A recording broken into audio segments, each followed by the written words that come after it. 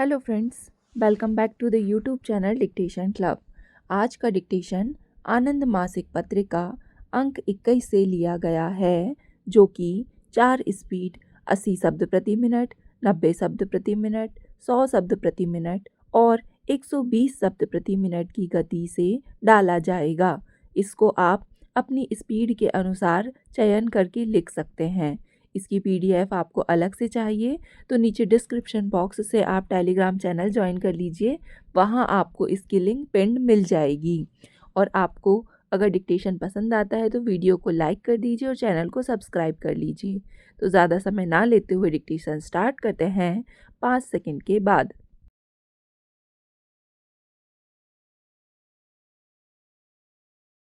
आदरणीय सभापति, कृषि और सिंचाई के पानी दोनों की मांगों पर बहस चल रही है।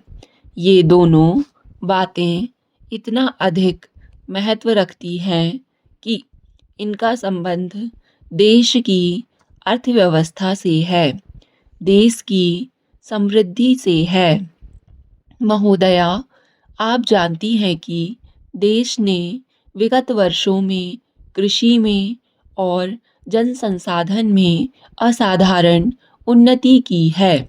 सही बात को तो सही कहना ही चाहिए। आप तो सही बात को भी सुनने के लिए तैयार नहीं हैं, तो कैसे काम चलेगा? क्या 50 वर्षों में उन्नति नहीं हुई है? सभापति महोदय, जहां हमारे देश में स्वतंत्रता के पहले तन पर पहनने के लिए कपड़े नहीं थे, पेट भरने के लिए अनाज नहीं था, लाखों लोग भूख से मारे सड़कों पर तड़फ तड़फ कर मर गए थे, और स्वतंत्रता के बाद भारत ने इतनी उन्नति की है कि एक भी आदमी भूख से नहीं मरा। फिर भी आप कह रहे हैं कि कुछ भी नहीं हुआ।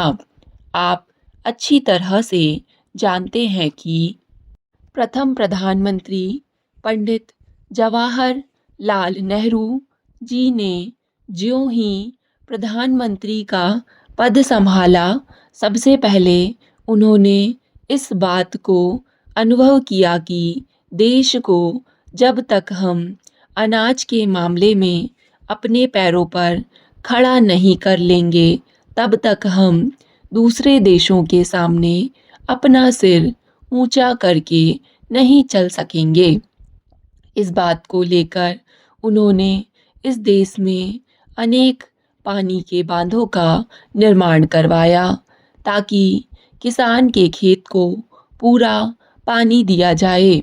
बड़े बड़े बिजली के ताप घर और दूसरे ताप घर लगे।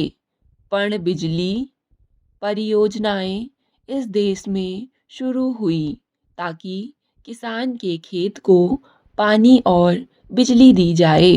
भाखड़ा जैसे अनेक बांध इस देश में बने। यदि ऐसे अनेक बांध इस देश में नहीं बनते, बड़े बड़े बिजली के तापघर नहीं लगते, खाद के कारखाने, ट्रैक्टर के कारखाने नहीं लगते, बड़ी बड़ी पर्ण बिजली परियोजनाएं नहीं बनती, तो क्या यह देश इतना आगे बढ़ सकता था? आज यह कहना कितना सरल है कि कुछ नहीं हुआ। आप जानते हैं, जब देश स्वतंत्र हुआ उस समय देश की 34 करोड़ की जनसंख्या थी। 34 करोड़ की जनसंख्या के लिए हमारे पास पेट भरने के लिए अनाज नहीं था, और हमारे देश के बहादुर नेताओं को अमेरिका जैसे देश के सामने जाकर अनाज मांगना पड़े कि देश के लोगों का पेट भरना है। उनकी गर्दन कट तो सकती थी, लेकिन सिर झुक नहीं सकता था। देश के लोगों का पेट भरने के लिए उनके सामने सिर झुकाकर अनाज मांगना पड़ता था। आज करोड़ों की जनसंख्या वाले देश के सामने आज अनाज की कोई समस्या नहीं है। कितना भारी उत्पादन देश में हुआ है। जब देश स्वतंत्र हुआ था उस समय देश में 5 करोड़ टन अनाज पैदा होता था। आज 48 करोड़ टन अनाज देश में पैदा होता है। यह कोई जादू से मंतर से नहीं हुआ है। यह काम करने से हुआ है और कांग्रेस पार्टी की नीतियों की वजह से हुआ है। आदरणीय सभापति, ये कहते हैं कांग्रेस के समय में भी भूख से मरे हैं। एक भी आदमी भूख से मरने का प्रश्न ही पैदा नहीं होता। सिद्ध कर दें। मैं जब कृषि मंत्री था उस समय इस बात को चुनौती दी थी और आज भी चुनौती देता हूँ कि देश स्वतंत्र होने के बाद एक आदमी भी भूख से नहीं मरा है। इनकी अगर भैंस भी दूध नहीं देगी तो कह देंगे कि कांग्रेस की वजह से है। इनको रात को नींद नहीं आए तो कह देंगे कि कांग्रेस की मेहरबानी से नींद नहीं आती। ये इस बात को कब तक कहते रहेंगे? कम से कम सही बात को तो सही कहना चाहिए। बीच में 3 वर्ष आपको भी मौका मिला था। मैं इतनी बात कहना चाहता हूँ कि आज देश कितना आगे बढ़ गया है। कृषि में हमने कितनी उन्नति की है, कितनी तरक्की की है। ऐसी मिसाल कहीं नहीं मिलेगी।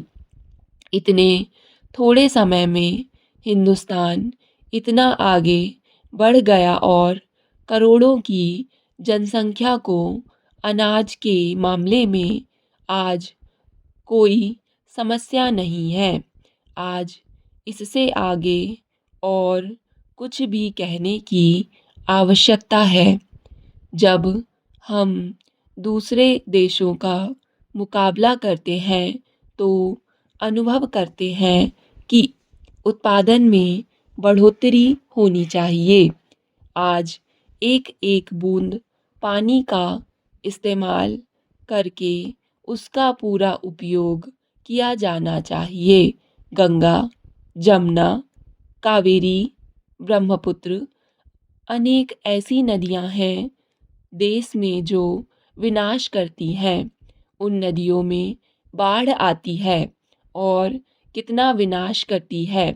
हमने इसके लिए एक योजना बनाई थी कि सारे पानी को इकट्ठा करके पूरा उपयोग किया जाए और बांध बनाकर जहाँ भी पानी की आवश्यकता हो पानी भेजा जाए। आज राजस्थान, गुजरात और बहुत सारा हरियाणा का क्षेत्र है जो कि बगैर पानी के है। बहुत से ऐसे इलाके हैं जहाँ पानी का पूरा उपयोग किया जा सकता है और उस पानी से सस्ती बिजली बन सकती है। आज जो बिजली बनती है वह 1 रुपया यूनिट घर में पड़ती है। अगर इस पानी से बिजली बनाई जाएगी तो 20 रुपए 20 पैसे यूनिट से कम खर्चा उस पर आएगा। अगर इस पानी से बिजली बनाई जाएगी तो बिजली की कहीं भी कमी नहीं रहेगी। आप बड़े बड़े बांध बनाकर उस पानी को किसानों के खेतों तक पहुंचाएं। आप बिजली का नेशनल ग्रिड बनाएं। पहले राजीव गांधी जी की सरकार ने इससे संबंधित कई योजनाएं बनाई थीं और कहा था कि सारे देश के पानी का नेशनल ग्रिड बनाया जाए और सारी बिजली का नेशनल ग्रिड बनाया जाए ताकि सारे देश में उस बिजली का सही उपयोग हो सके, उद्योग लग सकें और जहाँ बिजली की आवश्यकता हो वहाँ उसको भेजा जा सके। आज यह सरकार कहती है कि हमने 50% पैसा इस बजट का गाँवों में खर्च करना है। मुझे दुख के साथ कहना पड़ रहा है कि कृषि मंत्री आज यहाँ उपस्थित नहीं है। अगर वह यहाँ होते तो मैं उनसे बात करता। डिक्टेशन पसंद आए तो वीडियो को लाइक तथा चैनल को सब्सक्राइब ज़रूर करें। धन्यवाद।